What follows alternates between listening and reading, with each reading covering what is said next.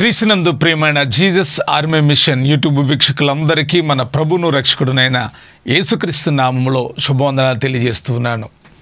దేవుడు మిమ్మల్ని ఆశీర్వదించి బలపరచునుగాక. ఈ యొక్క Jesus Army Mission YouTube channel ద్వారా మీరు అనేకమైనటువంటి ఆత్మ సంబంధమైన సంగతులు అనగా బైబిల్లో ఉన్నటువంటి లోతైన సత్యాలు మీరు నేర్చుకుంటున్నారు.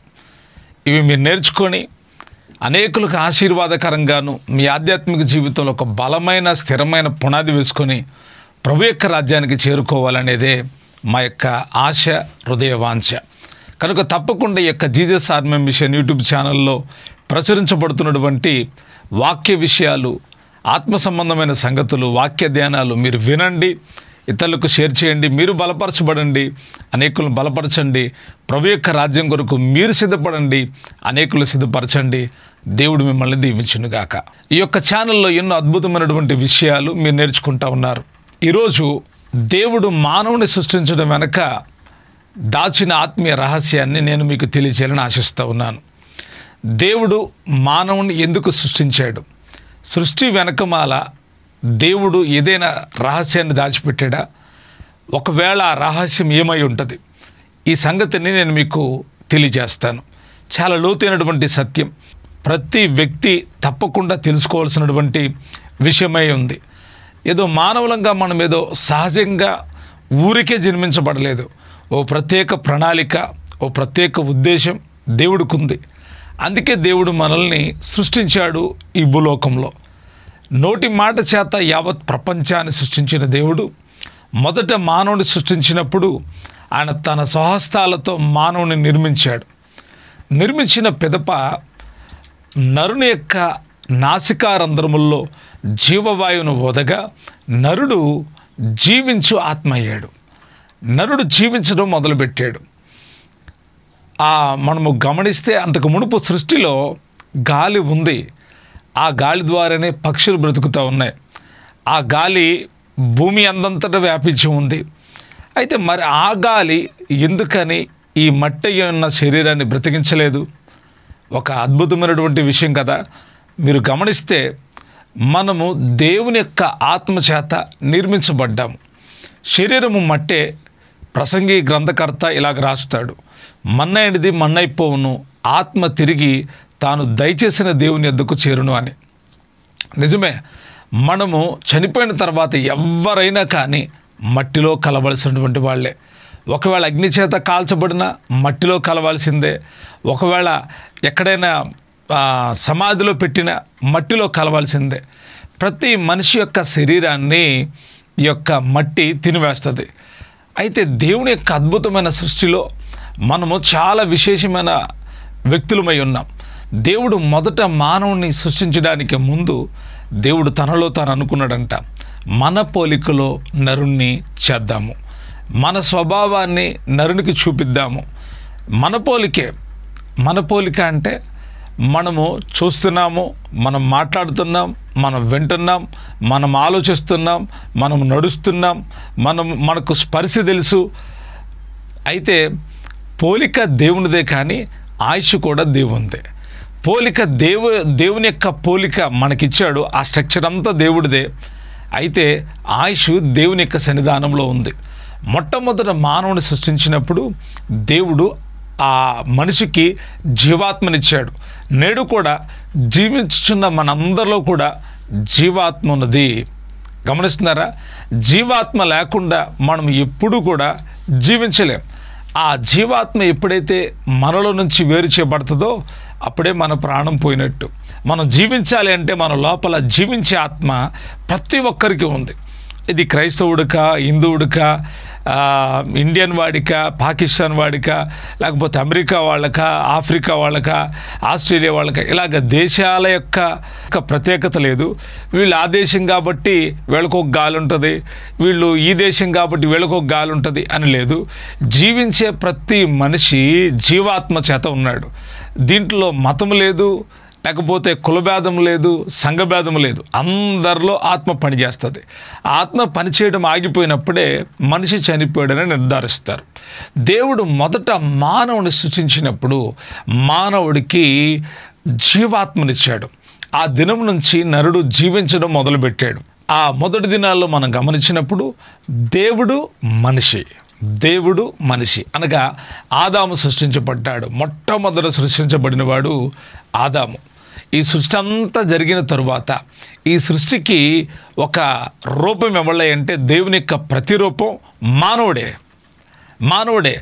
దేవుడు తన పోలికలో చేసుకున్నది ఒక్క మానవుణ్ణి మాత్రమే. మరెవ్వళ్ళు కూడా దేవుని యొక్క పోలికలో లేరు. దేవదూతలు ఉన్నారా? ఉన్నారు. వారు దేవుని పోలికలో ఉన్నారా? లేరు. కానీ దేవుడంట మనకు ఆయన పోలికనిచ్చాడు. ఎందుకు దేవుడు మానవుడు సృష్టించాడు, మానవ జాతిని సృష్టించాడు అంటే దేవదూతలు పడిపోయారండి కనుక ఆ స్థానాన్ని భర్తీ చేయడానికి చాలామంది చెప్తారు. దేవదూతలు పడిపోయారు కాబట్టి ఆ స్థానాన్ని భర్తీ చేయడానికి కాదు. దేవుడి యొక్క ఉన్నతమైన ప్రణాళిక ఈ భూప్రపంచాన్ని పరిపాలన చేయడానికై మానవుడు సృష్టించబడ్డాడు. ఈ యొక్క పార్ట్లో, ఈ యొక్క భాగంలో మనం గమనిస్తే దేవుడు ఆత్మస్వరూపిగా కనపడుతున్నాడు. మానవుడికి తన ఆత్మనిచ్చాడు. రెండవదిగా దేవుడు సృష్టికర్తగా కనబడుతున్నాడు.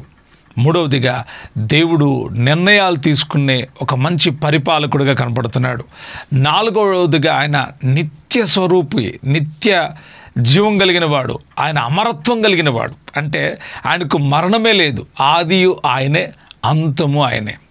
అయితే ఈ ఆయనలో ఉన్నటువంటి ఆ స్వభావం అంతటిని మానవుడికి ఇచ్చాడా? అవును. మొదట మానవుడికి దేవుడు తన స్వారూప్యాన్ని ఇచ్చాడు. రెండవదిగా మనం గమనించినప్పుడు అధికారాన్ని ఇచ్చాడు. సృష్టించిన తర్వాత దేవుడంట అధికారం ఇచ్చాడు. ఆదికాండం 1వ అధ్యాయం 26, 28 వచనాలు మనం చదివినప్పుడు సముద్రపు చేపల మీద, ఆకాశ పక్షుల మీద దేవుడు ఒక గొప్ప అధికారాన్ని ఆదాముకి ఇచ్చాడు. ఆజ్ఞాపిస్తే చాలు అవి జరుగుతుంది. ఒక గొప్ప అధికారం ఆదాముకి, మొట్టమొదటి మానవుడు ఆదాముకి ఇవ్వబడింది.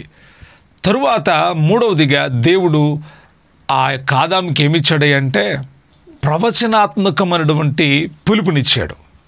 ఇది చాలా అద్భుతమైనటువంటి విషయం. ఏంటి ప్రవచనాత్మకమైనటువంటి పిలుపు అంటే ఆదాము పేర్లు పెట్టడం మొదలుపెట్టాడు. ఆదికాండం 2వ అధ్యాయం 19వ వచనంలో మనం గమనిస్తే దేవుడు సృష్టించిన ఆ సృష్టిలో ఉన్న పక్షులకు, జంతువులకు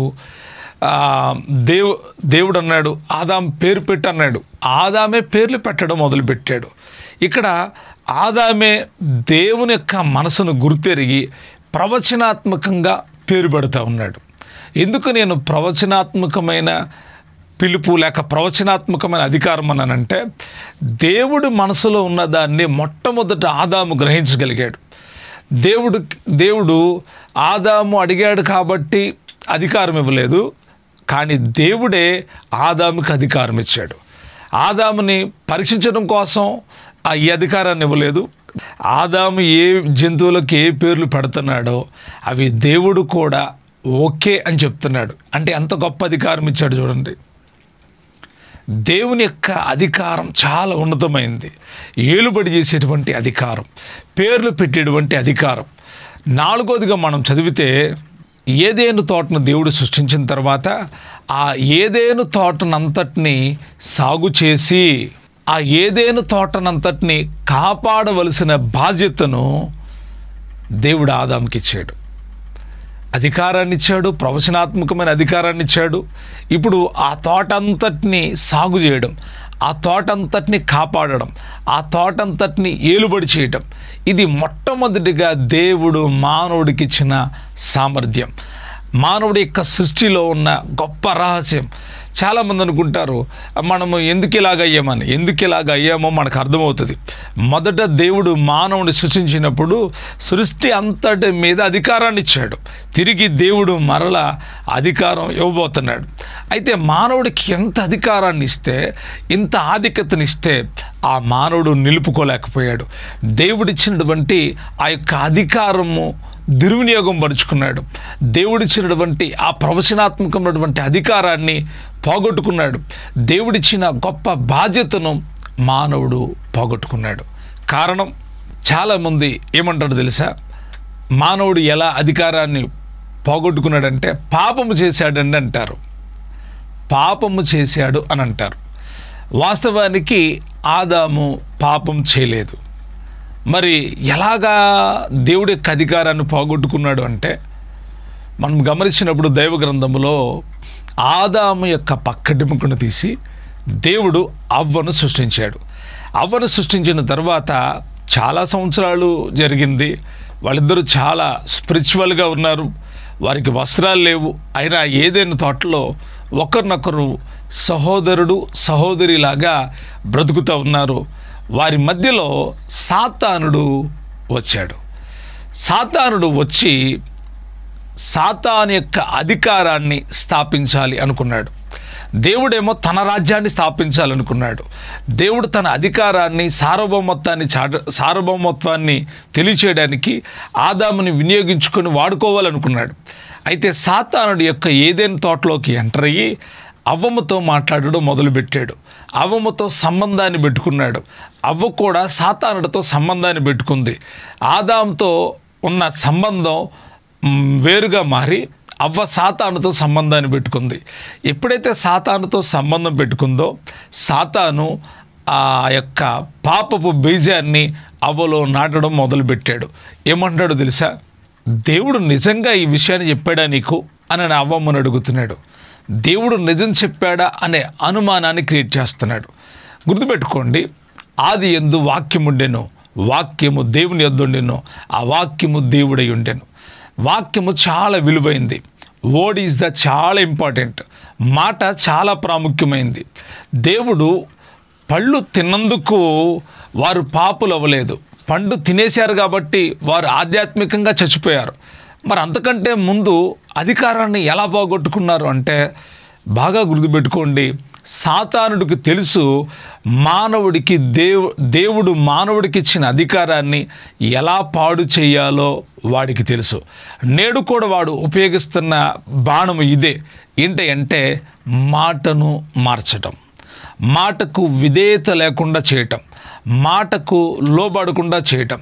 గుర్తుంచుకోండి, ఎప్పుడైనా మీ జీవితంలో గమనించండి, మీరు దేవుని మాట వినకుండా ఆ మాటకు అవిధేయులైతే, ఆ మాట మీద మీరు తిరుగుబాటు చేస్తే మీరు సాతాను సంబంధికులుగా మార్చబడుతున్నారు. సాతానుడు మిమ్మల్ని తన వైపు మలుచుకుంటున్నాడని గుర్తుంచుకోండి. మొదటి మానవుడికి దేవుడిచ్చిన అధికారం చాలా గొప్పది. అయితే ఆ మానవుడు సాతాను యొక్క దాడి విషయంలో మానవుడు విఫలుడైపోయాడు, అపజయాన్ని పొందాడు.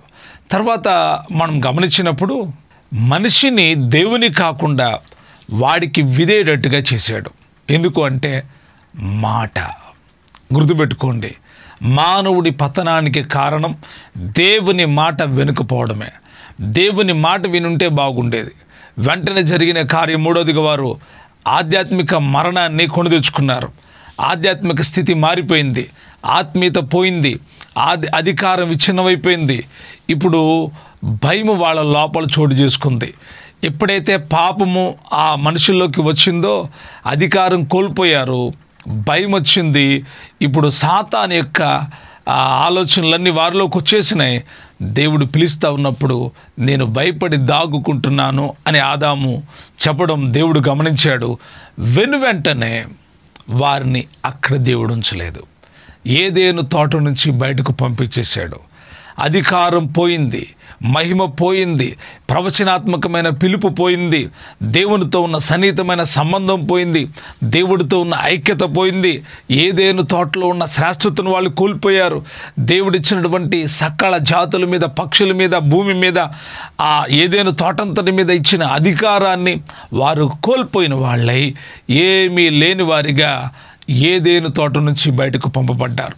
వారి శరీరాలు కప్పబడడానికి, వారి సిగ్గు కప్పుకోవడానికి దేవుడు వారికి చర్మపు చొక్కాయలు ఇచ్చి అక్కడి నుండి బయటకు వెళ్ళగొట్టాడు, బయటకు పంపించేశాడు. అప్పటి నుండి మానవుడు సాతానుతో అనుబంధాన్ని కలిగిన ఒక గుంపును కలిగి ఉన్నాడు.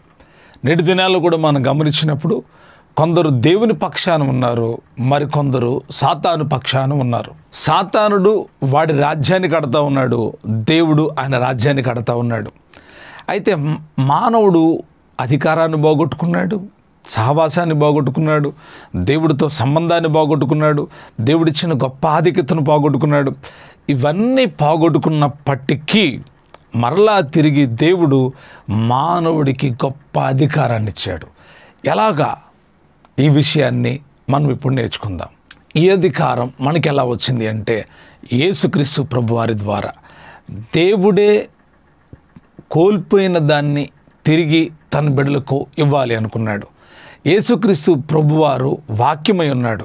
ఆ వాక్యమే ఈ భూమి మీదకు దిగివచ్చి శరీరపాన్ని దాల్చి మనందరి కొరకు రక్తం చిందించి మనకు విడుదల కలిగించి ఆయన పునరుద్ధానపు శక్తిని అనుగ్రహించి మనకు అధికారాన్ని అనుగ్రహించాడు. యేసయ్య ఎందుకు వచ్చాడు ఈ లోకానికి అంటే తన రాజ్య స్థాపన కొరకై ఈ భూమి మీదకు ఆయన వచ్చాడు. ఆయన వచ్చినప్పుడు ఆయన శక్తిని, ఆయన ప్రభావాన్ని ప్రజలకు చూపించాడు. ఆయన బోధిస్తూ ఉన్నప్పుడు ప్రజలు గమనించారు, ఈయన అధికారం గలవాని వలె బోధిస్తూ ఉన్నాడని. ఆయన స్వస్థపరిచినప్పుడు అధికారం కలిగిన వాని వలె చేశాడు. ఆయన దెయ్యాలు వెళ్ళగొట్టినప్పుడు అధికారం కలిగిన వానిగా దెయ్యాలను వెళ్ళగొట్టాడు. ఆయన ఏ సందర్భంలో కనబడ్డా ఒక అధికారం కలిగిన, అథారిటీ కలిగిన వ్యక్తిగా, దేవుని కుమారుడిగా కనపడతా ఉన్నాడు. అలాగనే ఆయన పిల్లలకి ఆయన అధికారం అనుగ్రహిస్తున్నాడంట. యోహాను సువార్త 1వ అధ్యాయంలో మీరు చదివితే తన నామమందు విశ్వాసం ఉంచిన వారందరికీ ఆయన పిల్లల గుట్టకు ఆయన అధికారాన్ని ఇచ్చాడు. అధికారాన్ని ఈరోజు మీరు వినియోగించుకుంటున్నారా? వినియోగించుకోవట్లేదా? దేవుడు మనకు అధికారాన్ని ఇచ్చాడు. మీరు దేవునికి లోబడి ఉండండి, అపవాదిని ఎదిరించండి, అప్పుడు వాడు మీ యొద్ద నుండి పారిపోతాడు. అధికారం ఎక్కడుంది? కోల్పోయిన అధికారం మరలా మనకు ఎలా దయచేయబడిందంటే యేసు నామం ద్వారా మనకు దయచేయబడింది. ఇప్పుడు మనం దెయ్యాలను వెళ్ళగొట్టాలి అంటే ప్రార్థన చేయడం కాదు. చాలామంది దెయ్యాలు వెళ్ళగొడతారు. వాళ్ళు ఎలాగంటే, ప్రభువా ఇదిగో నాయన ఏమైనా ఏదో పట్టి పిడుస్తూ ఉంది, ఈమెకు బాగాలేదంట, ఈమె పరిస్థితి ఇదంట నాయన, మీరు కృపతో జ్ఞాపకం చేసుకొని ఈమెకు విడుదల కలిగించండి. ఇది ప్రార్థన. కానీ అధికారం కలిగిన దైవజనులు లేక అధికారం కలిగిన విశ్వాసులు, అధికారం కలిగిన శిష్యులు చేసేటువంటి పన్నెండో చెప్పన, యేసు నామములో దెయ్యమా వదిలిపెట్టి వెళ్ళిపో, యేసు నామములో అద్భుతం జరుగునుగాక, యేసు నామములో విడుదల కలుగునుగాక. ఇవన్నీ యేసుక్రీస్తు ప్రభువారు జరిగించిన కార్యములు. ఒక కుంటివాడు దేవాలయం దగ్గర కూర్చున్నాడు. పేతురు, యోహాన్లు దేవాలయానికి వెళ్తున్నప్పుడు వాడు భిక్షాటం చేస్తున్నాడు. అప్పుడు వాళ్ళు అన్నారు, వెండి బంగారులు మా యొద్ద లేదు, కానీ మాకు కలిగిందే నీకు ఇస్తున్నామని నజరుడైన యేసు నామములు లేచి నడవమని ఆజ్ఞాపించారంట. అద్భుతం జరిగింది. మొదట మానవుడు అధికారాన్ని కోల్పోయాడు, కానీ యేసుక్రీస్తు ప్రభువారి ద్వారా మనకు తిరిగి అధికారం ఇవ్వబడింది, మనకు తిరిగి సామర్థ్యం ఇవ్వబడింది. ఇప్పుడు మనం ఆయన పిల్లలమయ్యాము. కాబట్టి యేసుక్రీస్తు ప్రభువారి ద్వారా మనకు కలిగిన అధికారం అంతటిని తిరిగి దేవుని యొక్క రాజ్య స్థాపన కొరకై మనము ఉపయోగించవలసిన అవసరం ఉన్నది. అయితే ఈ అధికారం మనలో ఎలాగా స్థాపించబడుతుంది, ఎలాగా మనం ఈ అధికారాన్ని కొనసాగించగలుగుతాము అంటే నేను ఒకే ఒక మాట చెప్తాను, మీరు దేవుని వాక్యానికి లోబడండి, దేవుని మాటకు విధేయులు కండి. దేవుని మాటకు మీరు విధేయులైతే ఆ అధికారం మీలో ఉంటుంది. ఆయన మాట ప్రకారం మీరు జీవిస్తే, ఆయన మాట ప్రకారం మీరు నడుచుకుంటే, ఆయన మాట ప్రకారం మీరు ముందుకు వెళితే విజయాలు చూడగలుగుతారు, అద్భుతాలు చూడగలుగుతారు. దేవుడు మీ ద్వారా బలమైన కార్యం జరుగుతుంది. ఎందుకంటే వినుట వలన విశ్వాసము కలుగును. వినుట క్రీస్తు మాటను గురించి మీరు విన్నప్పుడు మీ లోపల బలమైన విశ్వాసం కలుగుతుంది. విశ్వాసము ఏం నేర్పుతుందో తెలుసా? నీ లోపల ఉన్న అధికారాన్ని బయటికి తీసుకొచ్చి ప్రతి విధములైన దురాత్మలు పారదోలడానికి, దేవుని కొరకు బలమైన కార్యాలు చేయడానికి, దేవుని పని చేయడానికి పరిశుద్ధాత్మ ద్వారా అధికార వినియోగాన్ని ఎలాగ వినియోగించుకోవాలో నీకు తెలియజేస్తుంది. కాబట్టి మొదటి ఆదాము అన్నీ కోల్పోయాడు. అయితే యేసుక్రీస్తు ప్రభువారి ద్వారా మొదటి మానవుడైన ఆదాము ఏది కోల్పోయాడో, కడపటి ఆదామైన యేసుక్రీస్తు ద్వారా తిరిగి మనకు ఆ ప్రత్యక్షతలు అనుగ్రహించబడ్డాయి.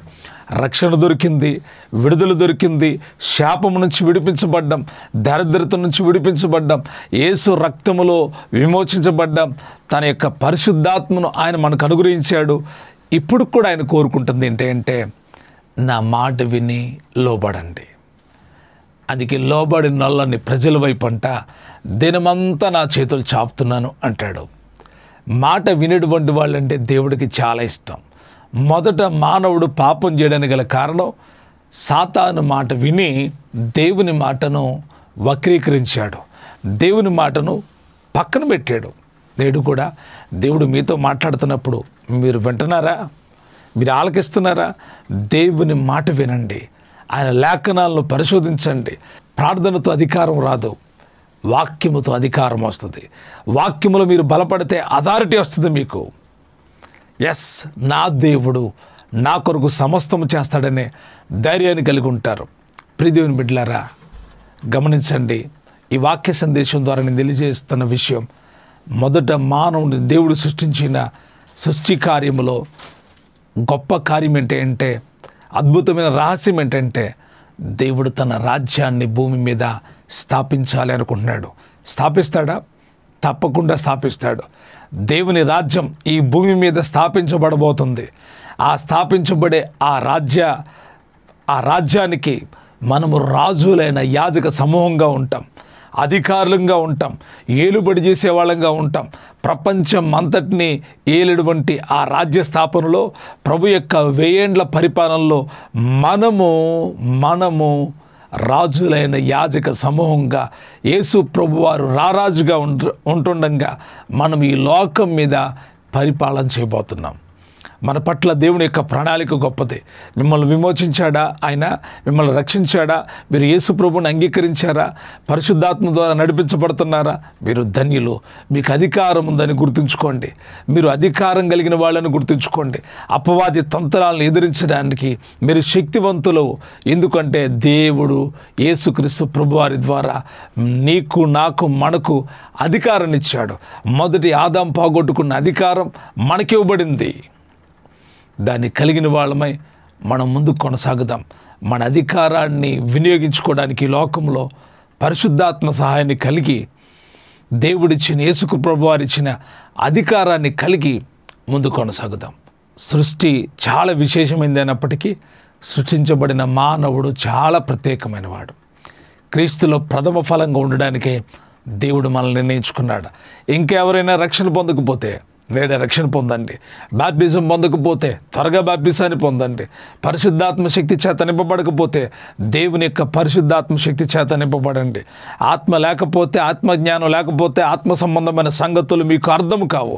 ఎన్ని బోధించినా, ఎంతమంది బోధించినా వినడానికి వినసొప్పుగా ఉంటే కానీ మీ లోపల ఆత్మకార్యం జరగదు. ఒకవేళ మీరు గనక పరిశుద్ధాత్మ శక్తి కలిగిన వాళ్ళైతే బోధించబడే ప్రతి సంగతి ఆత్మ సంబంధమైందో కాదో అని పరీక్షించడానికి పరిశుద్ధాత్ముడు మీలో ఉంటాడు. కాబట్టి మీకు సహాయం చేస్తాడు. మీరు గ్రహిస్తారు, ఆత్మ సంబంధమైన విషయాల్ని గుండెల్లో పెట్టుకుంటారు. ఆధ్యాత్మికంగా మీరు ఎదుగుతానే ఉంటారు. మీ ఎదుగుదలను సాతానుడు ఏం చేయలేడు. వాడు చేయాలి అనుకుంటాడు కానీ ఏమి చేయలేడు. ఎందుకంటే మీరు ఆత్మ అభిషేకం కలిగిన వాళ్ళు కాబట్టి దేవుడిచ్చే పరిశుద్ధాత్మ శక్తి పొందుకొని క్రీస్తు ప్రభువారి కొరకు ప్రథమ ఫలంగా జీవించండి. ఆ రీతిగా పరిశుద్ధాత్మ దేవుడు మిమ్మల్ని అందరినీ నడిపించునుగాక. ఆ రీతిగా ప్రభు దగ్గర ప్రార్థన చేయండి. ప్రభా, నాకు ఇచ్చిన ఈ గొప్ప ఆధిక్యత గొప్పదినైనా, రక్షణ లేని నాకు రక్షణ ఇచ్చావు, కృపనిచ్చావు, ధైర్యపరిచావు, పరిశుద్ధాత్మనిచ్చావు, పరిపూర్ణతలో వెళ్ళడానికి నీ వాక్య సందేశాన్ని, ఉపదేశాన్ని ఇచ్చావు. నీ మాటకు లోబడతానయ్యా, నీ వాక్యానికి లోబడతాను. నీ వాక్యంలో ఏది చెప్పావో ఆ విషయాలకు నేను లోబడి నడుచుకుంటాను అని మీరు ప్రార్థన చేసుకోగలిగితే, మీ ప్రార్థన ఆలకించి మిమ్మల్ని బలపరచగలిగిన దేవుడు సర్వశక్తిమంతుడు. ఆ రీతిగా మీరు ప్రార్థించండి. తప్పకుండా దేవుడు మీ ప్రార్థన విని మీకు గొప్ప అధికారాన్ని ఇస్తాడు. సాతాను శక్తుల మీద పోరాడవలసి వస్తే అక్కడికి ఇక్కడికి మీరు పరిగెత్తాల్సిన అవసరం లేదు. మీకు మీరుగానే ప్రార్థన చేస్తారు, విడుదల పొందుతారు, మీ కుటుంబాన్ని రక్షించుకుంటారు, మీ బిడ్డలు రక్షించుకుంటారు, మీ గ్రామాన్ని రక్షిస్తారు, దేశాన్ని రక్షిస్తారు, రాష్ట్రాన్ని రక్షిస్తారు. కాబట్టి ధైర్యం కలిగిన వాళ్ళం. మనకిచ్చిన ధైర్యము, అథారిటీ గొప్పది.